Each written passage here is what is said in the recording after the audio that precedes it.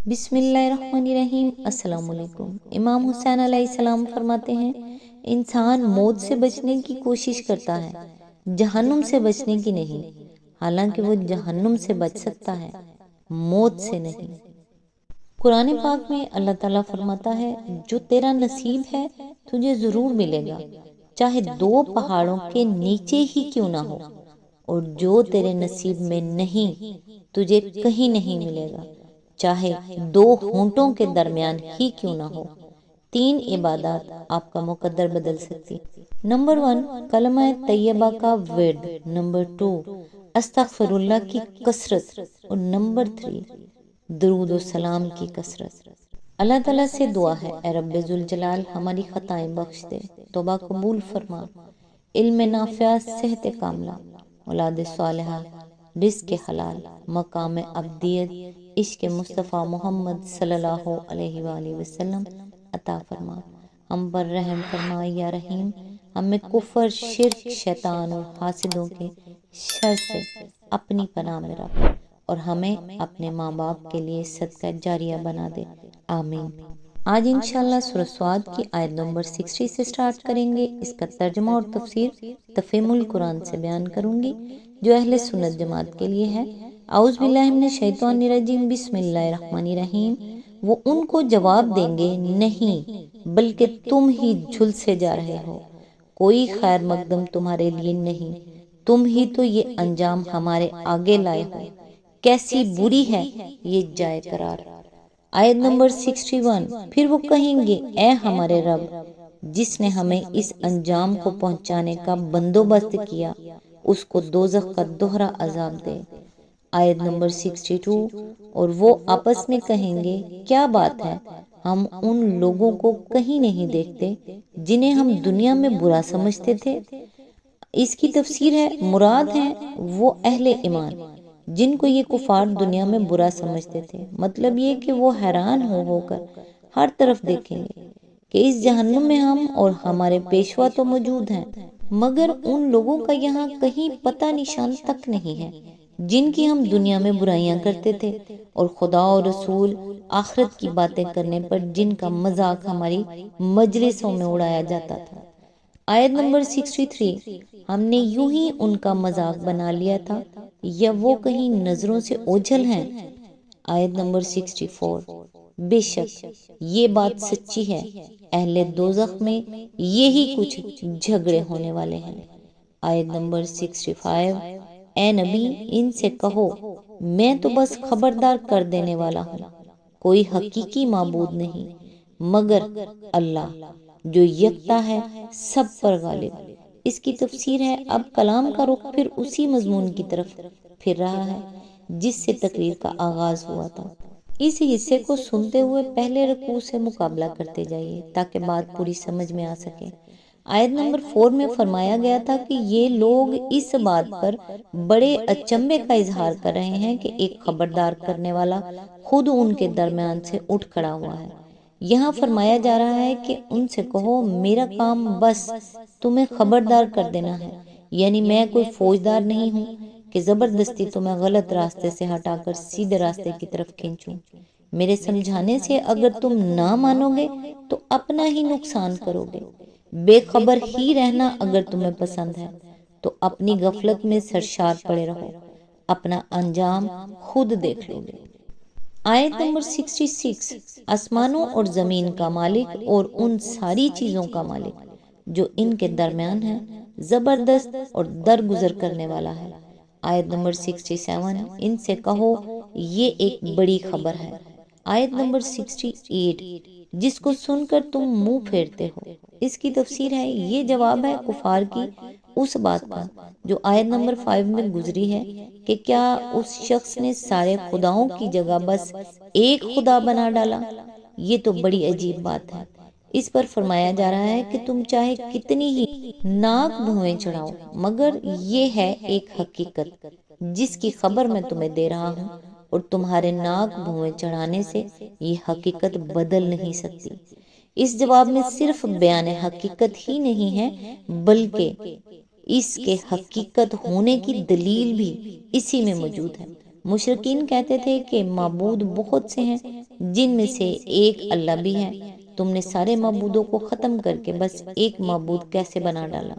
اس کے جواب میں فرمایا گیا کہ معبود حقیقی صرف ایک اللہ ہی ہے، کیونکہ وہ سب پر غالب ہے، زمین و آسمان کا مالک ہے اور کائنات کی ہر چیز اس کی ملک ہے۔ اس کے ماں سوا اس کائنات میں جن ہستیوں کو تم نے معبود بنا رکھا ہے، ان میں سے کوئی ہستی بھی ایسی نہیں ہے جو اس سے مغلوب اور اس کی مملوک نہ ہو۔ یہ مغلوب اور مملوک ہستیاں اس غالب اور مالک کے ساتھ خدائی میں شریک کیسے ہو سکتی ہیں؟ اور آخر کس حق کی بنا پر انہیں معبود قرار دیا جا سکتا ہے؟ آیت نمبر 69، ان سے کہو مجھے اس وقت کی کوئی خبر نہ تھی جب ملائے اعلیٰ میں جھگڑا ہو رہا تھا۔ آیت نمبر 70، مجھ کو تو وحی کے ذریعے سے یہ باتیں صرف اس لیے بتائی جاتی ہیں کہ میں کھلا کھلا خبردار کرنے والا ہوں۔ آیت نمبر 71، جب تیرے رب نے فرشتوں سے کہا میں مٹی سے ایک بشر بنانے والا ہوں، اس کی تفسیر ہے، یہ جھگڑے کی تفصیل ہے جس کی طرف اس سے پہلے کی آیت میں اشارہ کیا گیا ہے، اور جھگڑے سے مراد شیطان کا خدا سے جھگڑا ہے، جیسا کہ آگے کے بیان سے ظاہر ہو رہا ہے۔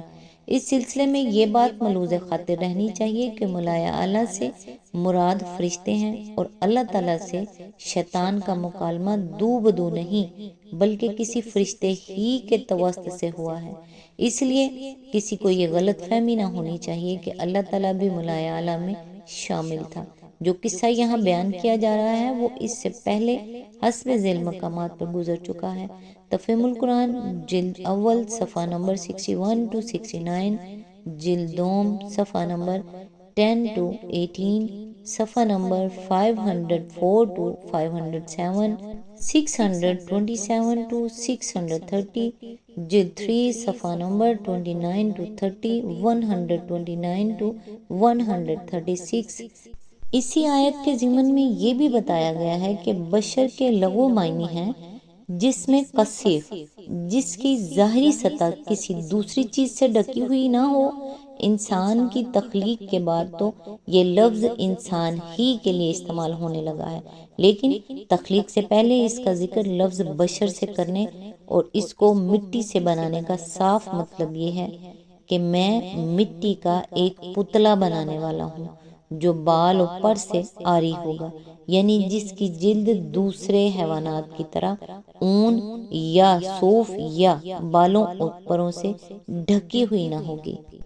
آیت نمبر 72، پھر جب میں اسے پوری طرح بنا دوں اور اس میں اپنی روح پھونک دوں تو تم اس کے آگے سجدے میں گر جاؤ۔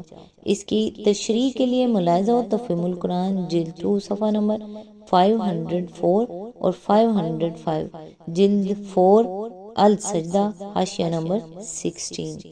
آیت نمبر 73، اس حکم کے مطابق فرشتے سب کے سب سجدے میں گر گئے۔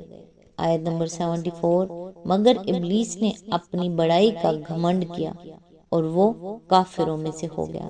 تشریح کے لیے ملاحظہ و تفہیم القرآن جلد 1 صفحہ نمبر 66، جلد 3 صفحہ نمبر 30۔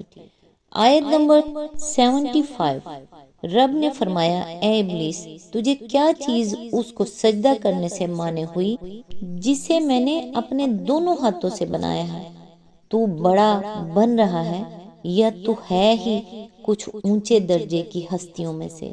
اس کی تفسیر ہے، یہ الفاظ تخلیق انسانی کے شرف پر دلالت کرنے کے لیے استعمال کیے گئے ہیں۔ بادشاہ کا اپنے خدام سے کوئی کام کرانا یہ معنی رکھتا ہے کہ وہ ایک معمولی کام تھا جو خدام سے کرا لیا گیا، بخلاف اس کے بادشاہ کا کسی کام کو بنفس نفیس انجام دینا اس بات پر دلالت کرتا ہے کہ وہ ایک افضل و اشرف کام تھا۔ پس اللہ تعالیٰ کے اس ارشاد کا مطلب یہ ہے کہ جسے میں نے خود بلا واسطہ بنایا ہے اس کے آگے جھکنے سے تجھے کس چیز نے روکا؟ دونوں ہاتھوں کے لفظ سے غالباً اس امر کی طرف اشارہ کرنا مقصود ہے کہ اس نئی مخلوق میں اللہ تعالیٰ کی شان تخلیق کے دو اہم پہلو پائے جاتے ہیں۔ ایک یہ کہ اسے جسم حیوانی عطا کیا گیا، جس کی بنا پر وہ حیوانات کی جنس میں سے ایک نوع ہے، دوسرے یہ کہ اس کے اندر وہ روح ڈال دی گئی جس کی بنا پر وہ اپنی صفات میں تمام ارضی مخلوقات سے اشرف و افضل ہو گیا۔ آیت نمبر 76، اس نے جواب دیا، میں اس سے بہتر ہوں، آپ نے مجھ کو آگ سے پیدا کیا ہے اور اس کو مٹی سے۔ آیت نمبر 77، فرمایا، اچھا تو یہاں سے نکل جا، تو مردود ہے۔ اس کی تفسیر ہے، یعنی اس مقام سے جہاں آدم کے آگے فرشتوں کو سجدہ کرنے کا حکم ہوا اور جہاں ابلیس نے اللہ تعالیٰ کی نافرمانی کا ارتکاب کیا، اصل میں لفظ رجیم استعمال ہوا ہے، جس کے لغو معنی ہے پھینکا ہوا یا مارا ہوا، اور محاورے میں یہ لفظ اس شخص کے لیے استعمال کیا جاتا ہے جسے مقام عزت سے گرا دیا گیا ہو اور ذلیل و خوار کر کے رکھ دیا گیا ہو۔ سورہ اعراف میں یہی مضمون ان الفاظ میں ادا کیا گیا ہے، فَاخْرُجْ إِنَّكَ مِنَ الصَّاغِرِينَ، یعنی پس تو نکل جا، تو ذلیل ہستیوں میں سے ہے۔ آج بس یہاں تک کہ نیکسٹ انشاءاللہ آیت نمبر 78 سے سٹارٹ کریں گے۔ تب تک کے لیے دعاؤں میں یاد رکھیے گا۔ اللہ حافظ۔